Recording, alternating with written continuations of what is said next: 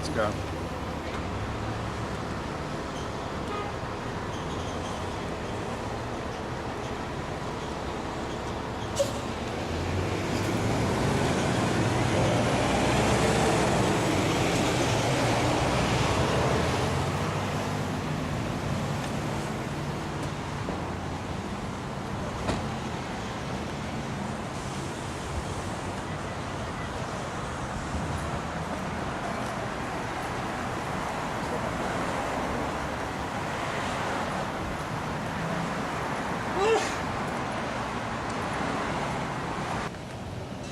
You're thinking I look like Ben Franklin. It's true. And I used to be him in one of my past lifetimes.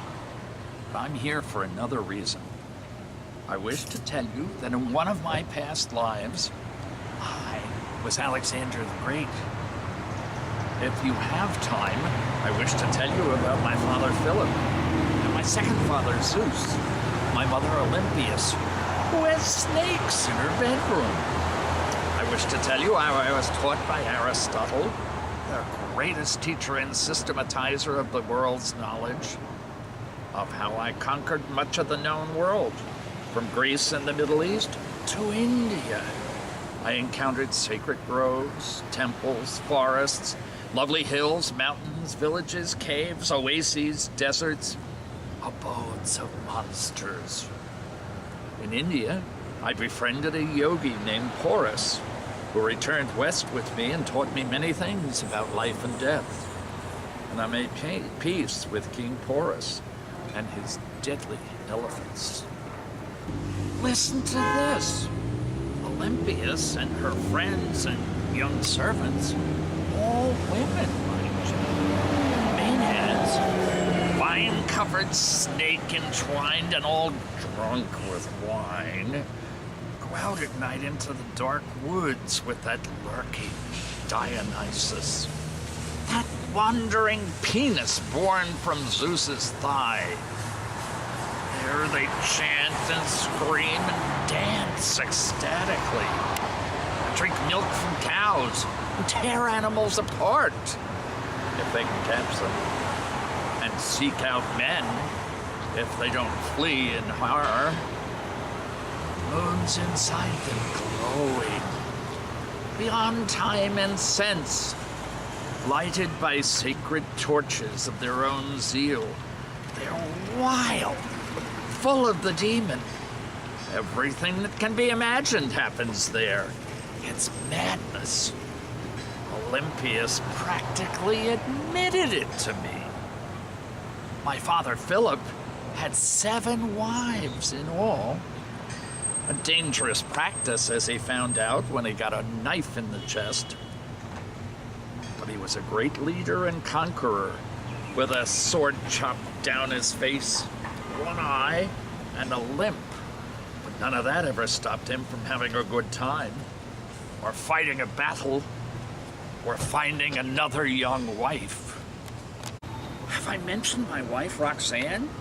The Sogdian princess, and my queen. After her father signed a peace agreement, I saw her dance.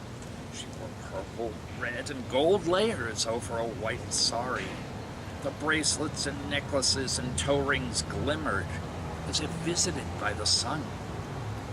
Then I stopped thinking. I was too astonished. Roxanne suddenly danced. She danced. She began in stillness with her hands in a prayer position. Then she unfolded like a butterfly. Her head fell back, her arms became wings. I heard music. Even the voice of my voice cannot describe such musical limbs.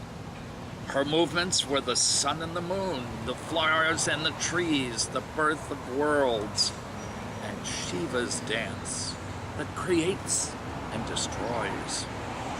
I was hit by a lightning bolt and became what penetrated me. As if a bird sailing through the air, Roxanne set her arms apart from her body. She moved her hands and feet in unison, mudras and gati, then whirled and whirled. She shook her hips and her dark breasts followed. nature had given her everything. All its energies and fertility, its primal loveliness. Let me tell you about one of the cities I planned. Perhaps you've heard of Alexandria. In Egypt, I had a stick. I planned a city by placing the stick in the sand and walking on invisible avenues, saying agora, markets, baths, bakeries, brothels, Odeon, palace, gymnasium, library, temples, outer walls, lighthouse. My talking stick made a great city, a lighthouse to the world. You wish to know of oracles? I set out to find the oracle of Siwa in the midst of the bleak desert. We were lost, dying of thirst. The sand, like waves at sea, drowned us and obliterated all markings. It is said that a Persian army vanished there. I imagine them standing with spears, their mouths filled with sand, descending into Hades. The sand is clean. It removes all traces.